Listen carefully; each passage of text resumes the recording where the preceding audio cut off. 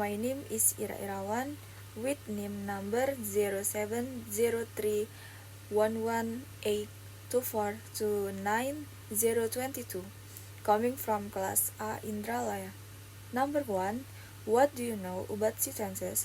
Sentences is a set of words that is complete in itself, typically containing a subject and predicate conveying a statement, question, exclamation, or comment, and consisting of a main clause and sometimes one or more. Number 2.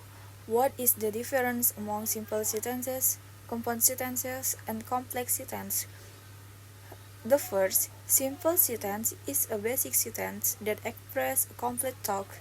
It contains a subject, a verb, a complete thought.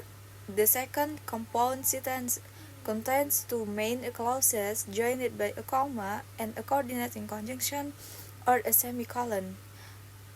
And the third, complex sentence is the combination of independent clause and connected by subordinating conjunction. Number 3.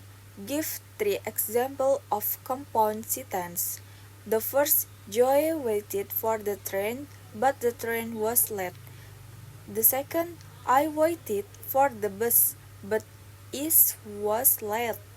The third, Mary and Samantha arrived at the bus station before noon, and they left on the bus before I arrived. Number 4, give 3 examples of complex sentence. The first, because Mary and Samantha arrived at the bus station before noon. The second, while he waited at the train station. And the third, after they left on the bus. Number 5, mention and explain about 3 types of subordinate clause. There are 3 types of subordinate clause: adverbial, adjectival, and nominal. An adverbial clause helps modify the word in the independent clause and answer questions such as where, when, why, how, and to what extent. An adjectival clause helps modify a noun or pronoun in the independent clause and describes or identifies it. A nominal clause functions as a noun in the sentence and can act as a subject, object, or complement. Number 6. What is adjective clause? Give 3 examples of adjective clause. An adjective or relative clause is a dependent clause that functions as an adjective in a sentence. It modifies nouns, pronouns, or a whole sentence. It begins with a relative pronoun. It comes immediately after the word that it modifies. In some cases, a prepositional phrase may come in between. Example, the first, I have not read the magazines that is lying on the table.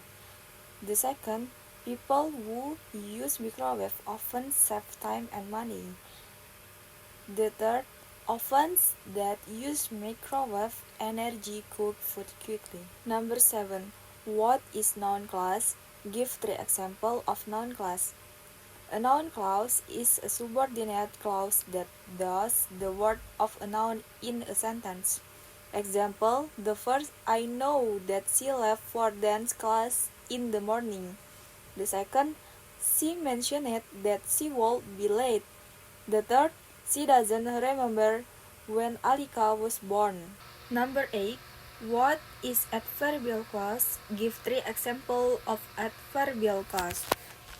An adverbial clause is a clause, a group of words with a subject and a verb that act as an adverb in a sentence to modify the main clause.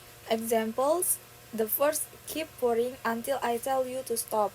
The second, as I get older, I like to read and think about history more and more.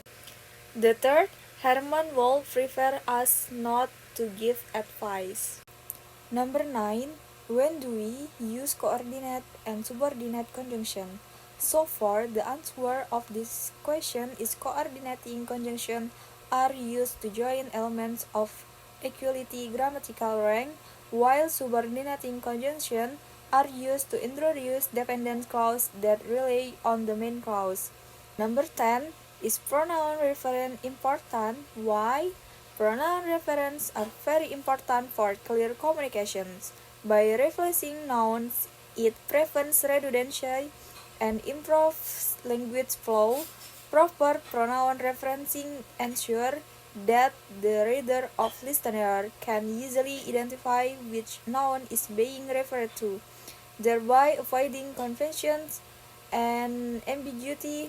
For example, unclear pronouns can interfere with comprehension in written and spoken context, making it difficult for the audience to follow the narrative.